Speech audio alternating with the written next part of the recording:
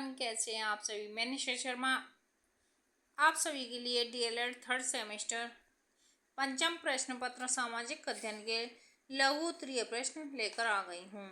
लघु उत्तरीय प्रश्न का पार्ट ए में मैं 14 क्वेश्चन करा चुकी हूँ। अब पार्ट बी लेकर आई हूँ जिसमें मैं 15 क्वेश्चन से स्टार्ट करने वाली हूँ। तो guys, let's start this session. Question number 15 से आज हम स्टार्ट कर रहे हैं। संसद का मंत्री परिषद पर नियंत्रण पर टिप्पणी लिखें। संसद कैसे मंत्री परिषद को नियंत्रण करती है, कंट्रोल करती है, उसके बारे में हमको डिस्कस करना है। संविधान के अनुसार कार्यपालिका अर्थात मंत्री परिषद का गठन लोकसभा में से किया जाता है, इसलिए मंत्री परिषद संसद के प्रति सामूहिक रूप से उत्तरदायी होती है। संसद का प्रमुख कार्य कार्यपालिका पर नियंत्रण रखना होता है, इसलिए संसद विभिन्न प्रकार से मंत्री परिषद पर नियंत्रण रख सकती है। जैसे संसद के सदस्य मंत्रियों से सरकारी नीति व सरकार के कार्यों के संबंध में प्रश्न पूछ सकते हैं, उनकी आलोचना कर सकते हैं तथा उनके विरुद्ध अविश्वास प्रस्ताव, काम रोको प्रस्ताव आदि के द्वारा नियंत्रण रख सकते हैं। इसके अतिरिक्त संसद सरकारी विधेयक तथा बजट को अस्वीकार करके मंत्रियों के वेतन में कटौती का प्रस्ताव स्वीकार करके अपना विरोध प्रदर्शित कर सकती है। कौन? मंत्री परिषद।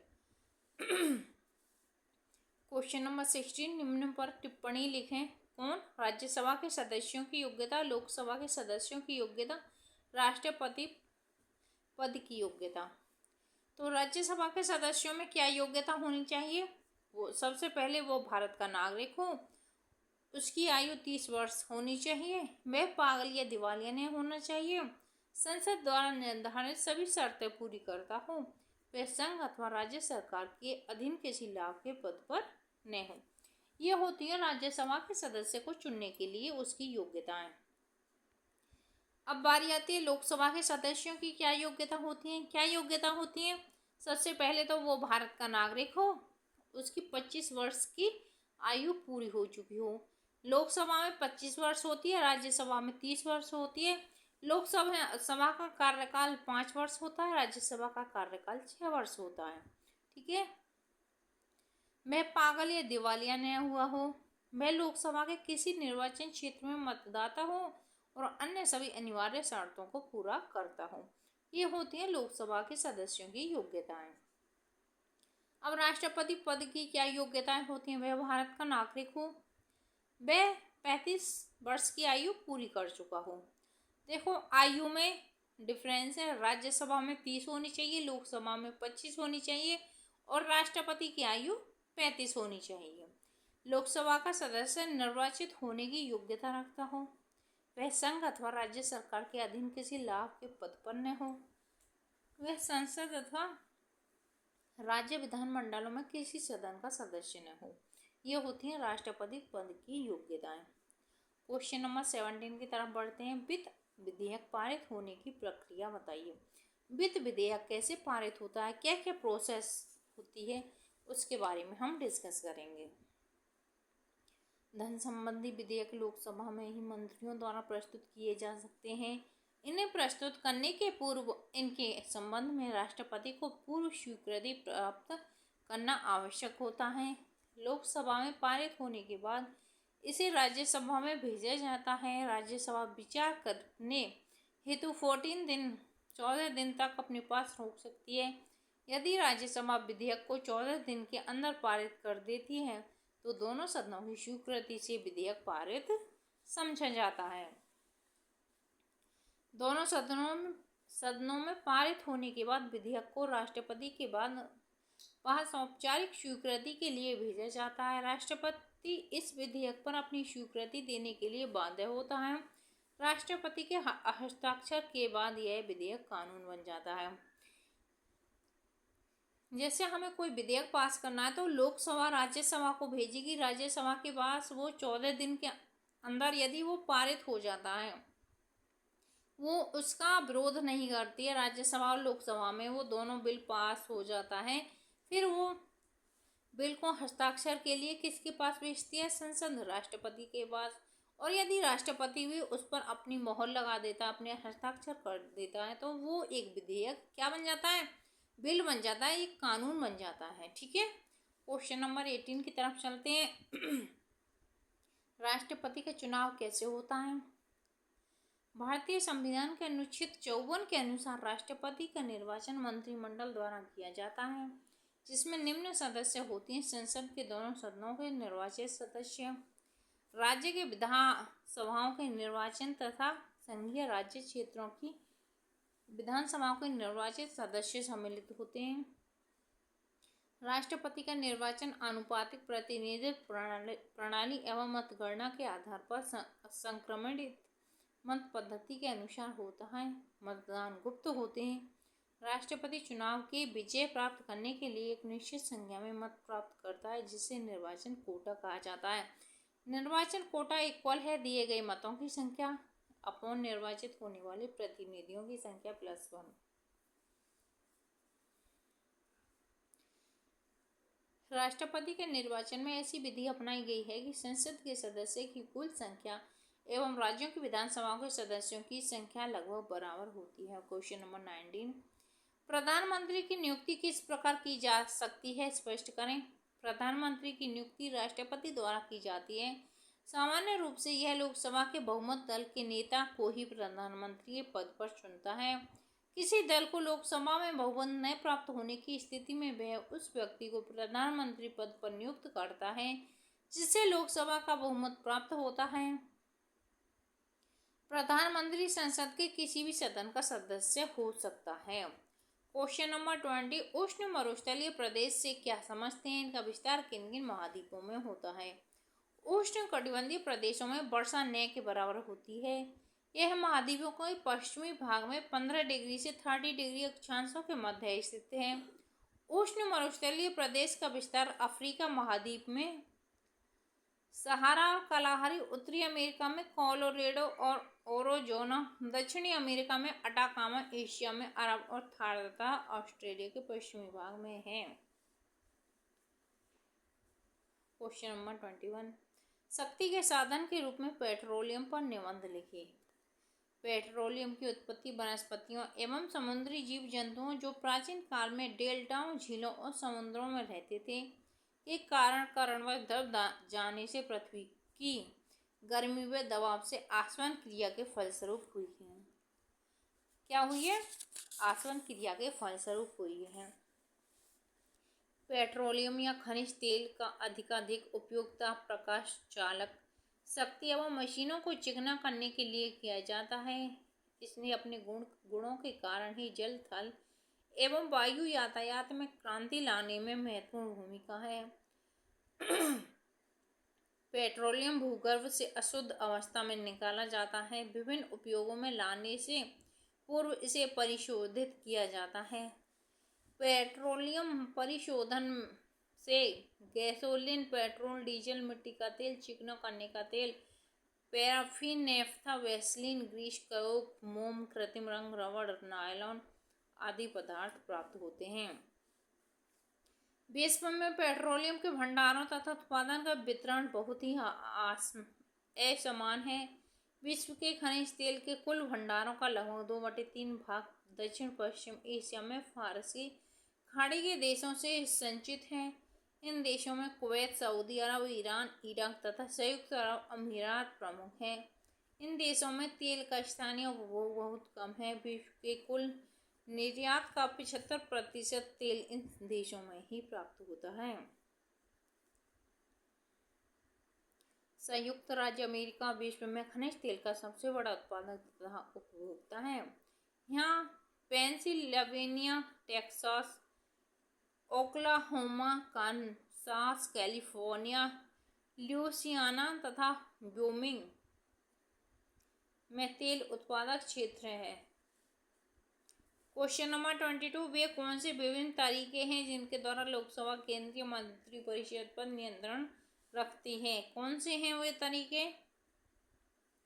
भारत में संसदीय शासन व्यवस्था है। इस व्यवस्था में कार्यपालिका व्यवस्थापिका के प्रति उत्तरदायी होती है। सांसद संसद मंत्रिपरिषद पर निम्न तरीकों द्वारा नियंत्रण रखती है। कैसे? अविश्वास प्रस्ताव पास करके, बजट में कटौती करके, काम रोको प्रस्ताव या निंदा प्रस्ताव द्वारा प्रश्न पूछकर, इस तरीके से वो नियंत्रण रखती है। अविश्वास कैसे पारित होता है? मंत्रिपरिषद तभी तक अपने पद पर सत्तारूढ़ रह सकती है जब तक उसे लोकसभा का विश्वास प्राप्त है।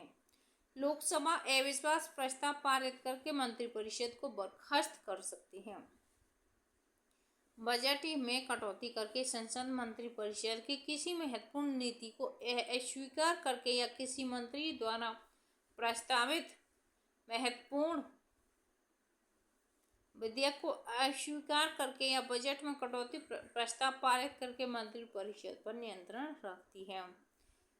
पॉइंट 3 है काम रोको प्रस्ताव या निंदा प्रस्ताव द्वारा संसद काम रोको प्रस्ताव और निंदा प्रस्ताव पारित करके भी मंत्रियों पर नियंत्रण रखती है। क्वेश्चन नंबर पॉइंट 4 है प्रश्न पूछकर संसद सदस्यों मंत्रियों में उनके विभागों के संबंध में प्रश्न पूछ सकते हैं। क्वेश्चन नंबर 23 वन संरक्षण क्या है? इसके उपायों को सुझाइए। वनों के निरंतर विनाश और ह्रास के दुष्प्रभावों को देखते हुए इनका संरक्षण किया जाता है। भारत सरकार ने वन संरक्षण पर विशेष बल दिया है तथा वन संरक्षण हेतु वन महोत्सव तथा सामाजिक वानिकी जैसे अनेक कार्यक्रमों को संचालित किया जाता है। वन संरक्षण के लिए निम्नलिखित उपाय करने चाहिए। क्या? वृक्षों की अनावश्यक और अंधाधुंध कटाई पर रोक होनी चाहिए। वृक्षारोपण को प्रोत्साहन एवं वृक्षों की देखभाल करनी चाहिए। अनियंत्रित पशुचारण पर प्रतिबंध करना चाहिए। रोगग्रस्त पेड़ों की समाप्ति होनी चाहिए। जंगलों में लगने वाली आग पर अविलंब नियंत्रण होना चाहिए। वन संरक्षण संबंधी जन जागरण, विज्ञापन तथा संरक्षण के विभिन्न कार्यक्रमों का आयोजन होना चाहिए। क्वेश्चन नंबर 24 भारत में जनहित याचिका का आरंभ कब हुआ? जनहित याचिका के 2 लाभ बताइए। जनहित याचिका का आरंभ 1982 में मुख्य न्यायाधीश PN भगवती द्वारा किया गया था। सोनिया हुर्रा द्वारा लिखित पुस्तक पब्लिक इंटरेस्ट लिटिगेशन 1993 में जनहित याचिका की निम्न परिभाषा दी। जनहित याचिका एक ऐसी याचिका है जिसका उद्देश्य लोक हानि को रोकने, सरकारी दायित्व को लागू करने तथा जनहित की रक्षा करना होता है। जनहित याचिका के लाभ। जनहित याचिकाएं ऐसी याचिकाएं होती हैं जिन्हें सामान्य हित में पीड़ित व्यक्ति के बदले अन्य व्यक्ति या समाजसेवी संगठन न्यायालय में दायर कर सकते हैं।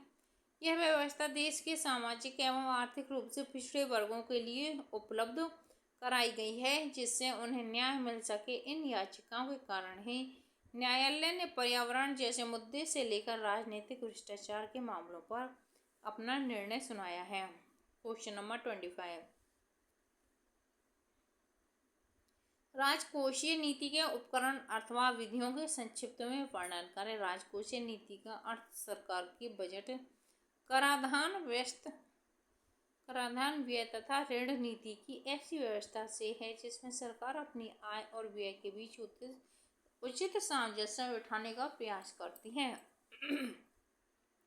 राजकोषीय नीति में सरकार अपना व्यय तथा आय का प्रयोग इस प्रकार करती है कि राष्ट्रीय आय, उत्पादन तथा रोजगार पर उसका अनुकूल प्रभाव पड़े और प्रतिकूल प्रभाव समाप्त किया जा सके। राजकोषीय नीति के उपकरण मुख्य रूप से बजट, मौद्रिक नीति, कराधान है। करारोपण केंद्र सरकार, राज्य सरकार एवं स्थानीय निकायों द्वारा किए जाने वाले कार्यों के लिए धन एकत्रित करने का एक माध्यम है। करारोपण गरीब और अमीर के बीच आय की असमानता को कम करने में सहायक है क्योंकि सरकार प्रगतिशील कर अमीर व्यक्ति पर ऊंचे कर तथा गरीब व्यक्ति पर कम कर लगाकर कर वसूल करती है। मौद्रिक नीति से अभिप्राय ऐसी नीति से है जिसे मौद्रिक अधिकारी द्वारा देश में साख और मुद्रा की मात्रा को नियमित एवं नियंत्रित करने के लिए प्रयोग में लाया जाता है और आर्थिक विकास को प्रोत्साहित करती है। इसी प्रकार बजट के अनुसार सरकार वार्षिक आय व्यय का लेखा जोखा प्रस्तुत करती है और उसी के अनुसार अपनी नीतियों का संचालित करती है, अपनी नीतियों को लागू करती है, संचालित करती है। क्वेश्चन नंबर 26 उत्तर प्रदेश सरकार की आय के स्रोत का उल्लेख कीजिए। उत्तर प्रदेश सरकार की आय के प्रमुख स्रोत निम्नलिखित हैं। भू राजस्व या मालगुजारी, यह राज्य की आय का एक प्रमुख साधन है। कृषि आयकर, भारतीय संविधान के अंतर्गत राज्य सरकारों को कृषि आयकर लगाने का अधिकार दिया गया है। राज्य सरकार भी कृषि आयकर द्वारा आय अर्जित करती है। राज्य उत्पादन शुल्क, इसके अंतर्गत राज्य सरकार को केंद्र सरकार के उत्पादन शुल्क के अंतर्गत आने वाली वस्तुओं को छोड़कर उनके अनेक वस्तुओं पर सेवाओं पर कर लगाने से आय प्राप्त होती है। व्यापार कर, मई 1994 में बिक्री कर की जगह सरकार ने प्रदेश में व्यापार कर लागू कर दिया। प्रशासनिक प्राप्तियां राज्य को अपने कई प्रशासनिक विभागों जैसे शिक्षा, चिकित्सा, जन स्वास्थ्य से शुल्क के रूप में आय होती हैं।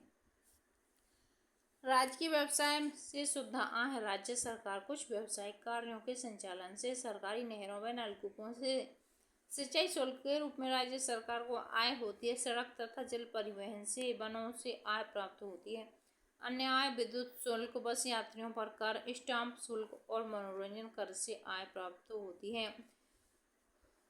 सहायता अनुदान, विकासात्मक कार्यों के कार्यान्वयन हेतु केंद्रीय सरकार सभी राज्य सरकारों को अनुदान देती है। निम्न के विषय में लिखिए। भारत के प्रथम राष्ट्रपति का नाम, भारत के प्रथम प्रधानमंत्री का नाम, भारत में कुल राज्यों की संख्या, उत्तर प्रदेश के जनपदों की संख्या। भारत के प्रथम राष्ट्रपति डॉक्टर राजेंद्र प्रसाद 26/1/1950 से 13/5/1962 रहे। भारत के प्रथम प्रधानमंत्री पंडित जवाहरलाल नेहरू 15/6/1947 से 27/5/64 रहे। भारत में कुल राज्यों की संख्या 28 है। उत्तर प्रदेश में जनपदों की संख्या 75 है। सरकार पर जनता नियंत्रण कैसे रख सकती है, बिंदुवार अपनी राय दीजिए। सरकार पर जनता का नियंत्रण निम्नवत रखा जा सकता है। जैसा कि हम जानते हैं, भारत एक लोकतंत्रात्मक शासन प्रणाली वाला देश है, जहां केंद्र, प्रदेश तथा स्थानीय स्तर पर चुनाव की प्रक्रिया अपनाई जाती है। इन चुनावों के माध्यम से ही जनता सरकार, शासक, जनप्रतिनिधि का चयन करती है। चुनाव के माध्यम से ही जनता सरकार अथवा शासकों पर नियंत्रण रखती है और सरकार को वैधता प्रदान करती है। जनता मताधिकार के द्वारा ही सरकार पर नियंत्रण रखती है तथा ऐसी सरकार को हटा सकती है जो उसकी इच्छाओं और सोच का सम्मान नहीं करती। अफ्रीका महाद्वीप का सामान्य परिचय दीजिए। अफ्रीका महाद्वीप एशिया के बाद अफ्रीका विश्व का दूसरा सबसे बड़ा महाद्वीप है। जिब्राल्टर जल संधि द्वारा अफ्रीका यूरोप से अलग होता है। विश्व की सबसे लंबी नील नदी अफ्रीका महाद्वीप में बहती है। विश्व का सबसे गर्म स्थल अल अल्जीरिया अफ्रीका में स्थित है। अफ्रीका को सबसे बड़ा महाद्वीप कहते हैं क्योंकि आर्थिक, सामाजिक, औद्योगिक, सांस्कृतिक तथा शिक्षा के क्षेत्र में काफ़ी पिछड़ा हुआ है। सबसे छोटा देश मोंटे है। सबसे ऊंचा पर्वत माउंट किलिंग है। अफ्रीका का सबसे अधिक जनसंख्या वाला देश नाइजीरिया है। मिस्र को एशिया और यूरोप का जंक्शन कहा जाता है। यहाँ विश्व का सबसे विशाल मरुस्थल सहारा स्थित है। अफ्रीका में उष्ण के मैदान सवाना तथा शीतोष्ण काष्ठ के मैदान बेल्ट विश्व प्रसिद्ध हैं। नदी पर बसा सबसे बड़ा शहर काहिरा है। मिस्र में सुएज नहर है जो सागर को भूमध्य सागर से जोड़ती है। दक्षिण अफ्रीका के जोहान्सबर्ग को स्वर्ण नगर कहते हैं। क्वेश्चन नंबर 30, उत्तरी अमेरिका महाद्वीप का सामान्य परिचय दीजिए। उत्तरी अमेरिका विश्व का तीसरा बड़ा महाद्वीप है। उत्तरी अमेरिका की खोज कोलंबस द्वारा की गई थी। उत्तरी अमेरिका का क्षेत्रफल इकाई दहाई से 11,000, 10,000, लाख, 10 लाख, करोड़, 2 करोड़ 42 लाख 55,000 वर्ग किलोमीटर है। 100 डिग्री पश्चिमी देशांतर रेखा इसी महाद्वीप में गुजरती है। उत्तरी अमेरिका का उच्च पर्वत शिखर माउंट मैकिन्ले अलास्का है। अमेरिका तथा दक्षिणी अमेरिका को जोड़ने वाली नहर पनामा नहर है।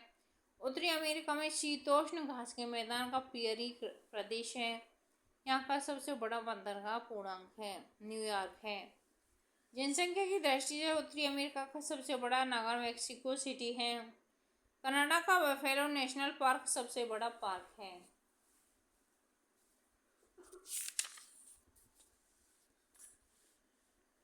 क्वेश्चन नंबर 31, प्रत्यक्ष कर और अप्रत्यक्ष कर में अंतर बताइए। प्रत्यक्ष कर, यह कर न्याय संगत होता है। अप्रत्यक्ष कर, यह कर न्याय संगत नहीं होता है। इस कर का दबाव उस व्यक्ति पर होता है जिस पर यह लगाया जाता है। इस कर का दबाव दूसरे व्यक्ति पर होता है। इन करों का भुगतान करदाता सीधे राजकोष में जमा करता है। ये कर वस्तुओं पर लगाया जाता है, अतः इसका भुगतान सीधे राजकोष में नहीं हो पाता है।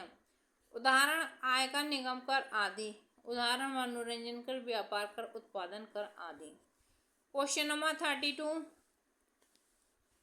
भारत में बैंकों के राष्ट्रीयकरण के उद्देश्य बताइए।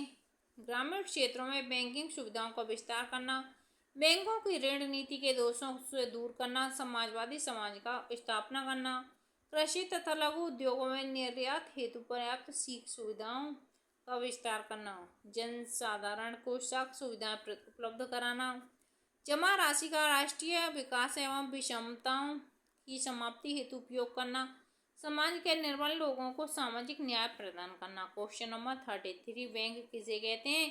बैंक के प्रकार बताइए। बैंक जिस संस्था द्वारा धन का आदान प्रदान करने का कार्य किया जाता है उसे बैंक कहते हैं। सेयर्स के अनुसार बैंक वह संस्था है जिसके ऋणों को अन्य व्यक्तियों के आपसी ऋणों के भुगतान के लिए विस्तृत रूप से स्वीकार किया जाता है। बैंकों के प्रकार, कार्य के आधार पर बैंक निम्नलिखित प्रकार के होते हैं, जैसे कृषि बैंक। यह बैंक भारत में लोगों को कृषि से संबंधित आवश्यकताओं की पूर्ति हेतु ऋण प्रदान करता है, जैसे सरकारी बैंक, नाबार्ड आदि। औद्योगिक बैंक। यह बैंक उद्योगों और व्यवसाय के उद्योगपतियों को दीर्घकालीन ऋणों की जरूरतों की पूर्ति करता है। उदाहरण औद्योगिक विकास बैंक, औद्योगिक वित्त निगम आदि।